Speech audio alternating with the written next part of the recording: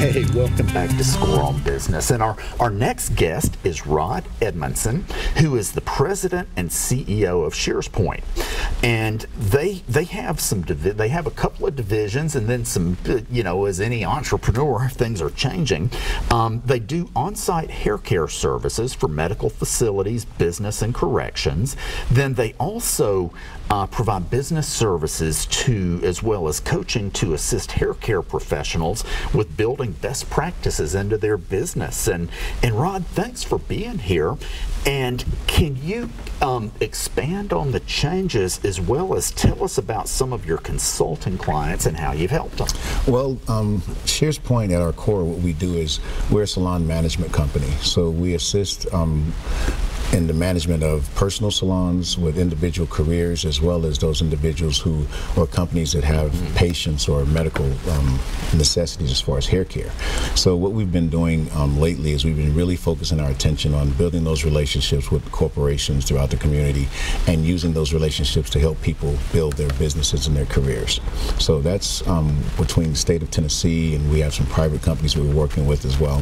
And it's a really nice opportunity for individuals. Yeah. And one of the things you all do is put hair care professionals in the position where they pretty much just have to worry about taking care of hair. Absolutely. And you've got software they can use, you've got arrangements made with credit card processors and all that. Exactly. What happens is in some industries like the hair care industry, there's a lot of emphasis that's put on the technique and the talent of standing behind the chair, but very little education or anything is put forth as far as how to run the business. So we actually open the doors for online scheduling, 401k, insurance policies. We even offer AFLAC. And because of our company and our corporate structure, we can offer these things at a much more affordable rate than someone going out on their own. Absolutely. Yeah. Absolutely. So, can you tell us a success story with one of these divisions? Yes, with the consulting, we have partnered, like I said, with several barbershops and salons here locally. We have a salon that we've been working with, Razors and Shears, in Murfreesboro, Tennessee. There's another shop in Nashville called Milestone that we've been working with. We're working with professionals that do everything from extension specialists to we have one of the premier educators in the country, Carla Coco Starr. Tarkington, and that's been a really good place and fit for us because we've been able to kind of take a lot of the administrative burden from those businesses. So it makes it much easier for them to stand behind the chair and focus on those numbers, and we take care of the administration. Yeah, they do what they love and what they're good with, and you help them with the rest. And from credit card processing up to customer service. So okay. So you work with a lot of hair care professionals. How big of an issue is lack of business understanding and skills?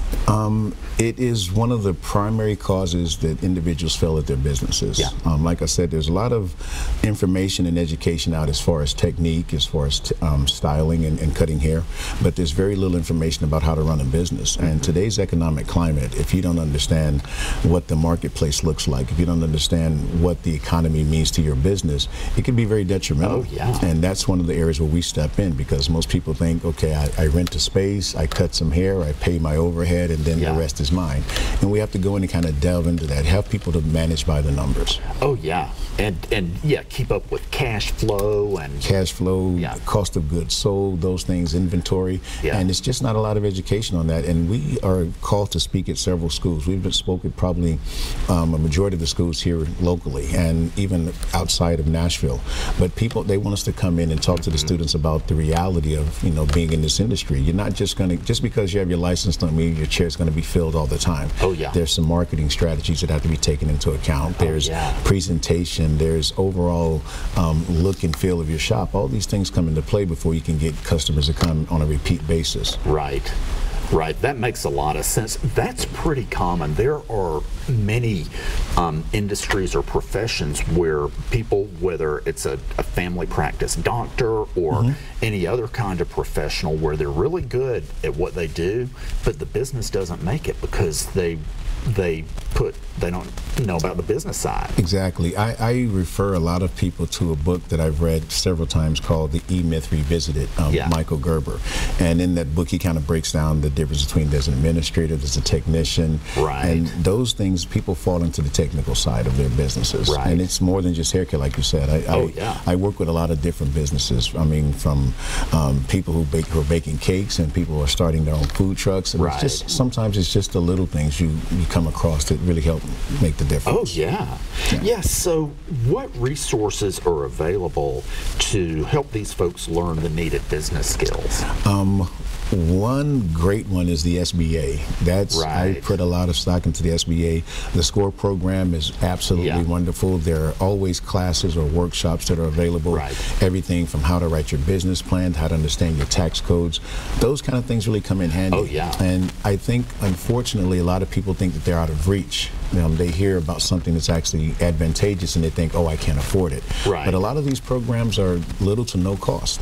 Well, the government wants jobs created. So with SCORE, there may be 10 employees for SCORE, but there's thousands and thousands and thousands of volunteers, and there's no cost to get together with the people. Networking is limitless.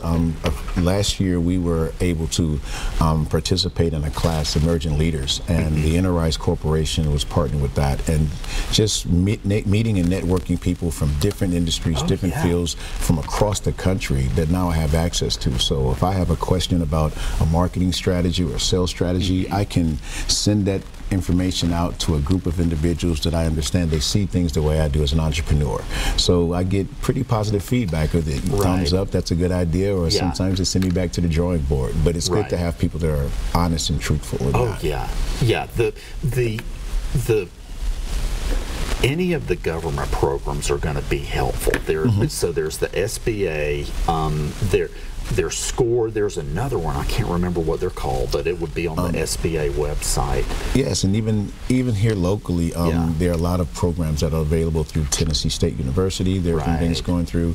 But I would encourage anyone to, contact your local SBA. If you're considering going into business for yourself, or, if you're already in business for yourself, there are a lot of networking and processes they can help you out with. And of course, if someone's going into the hair care business, part of your offering is education, and you're a for-profit business. You got to pay your bills, but you will help them.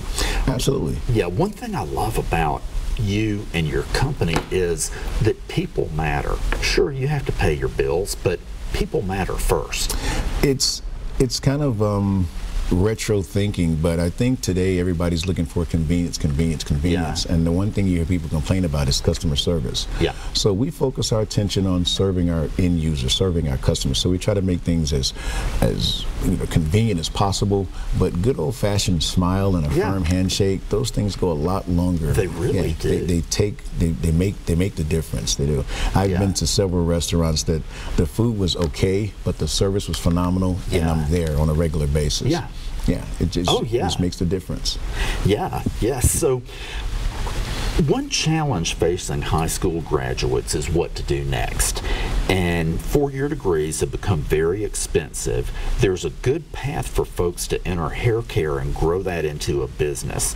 And what would you say to folks that are thinking about it and also some people leave high school, they go to the military, and they get out, and kind of include them as well in this? Well, what I would say is you're about to, if I could have a conversation with me coming out of high school, I would say take your time, be realistic. Figure out what it is you want to do, and then come up with a strategic plan to get there. Going to the hair care business or going into the military, and that's exactly what I did. I went into the military after high school. So I went in, and my mindset was, how can I use this opportunity to further myself, further my education? So there was a GI Bill, and a lot of people don't know that there are certain courses such as hair care and getting your license that the military also helped with paid tuition for going to those schools. What I always looked at as being realistic, knowing what you want, and then coming up with a strategic plan to get there. So many times I talk to schools and people in those schools, and their mindset is thinking, I'm going to get my license and I'm going to be great and everything's going to work out. I think that's me. Yeah, okay. Everything's going to work out, and yeah. I'm going to be the most popular stylist or popular barber. And no, you have to think about putting your business plan together and those Right. little things. Oh, yeah. And it's the same thing with the military. If you go into the military, you go for one of two reasons. You're going to make a career out of it, or there's something that you can trade off. I'm going to give my time and service for paid education. But I Right. think you need to go into everything with a plan. I think so, and you know, the older I get, the more I give advice on what do you enjoy doing. Yes. Yeah. You have to have a passion for it. I was raised with the mentality: the moment you find a job you love, you never have to work another day in your life. That's right. I love that. And yeah. it's true. It's Yeah. you'll have your bad days and your good days, but you can't wait to get to work. I'm next so time. sorry. We have run out of time here. Okay, All right. ladies and gentlemen, we'll be back next week. All right. Thank you. Okay.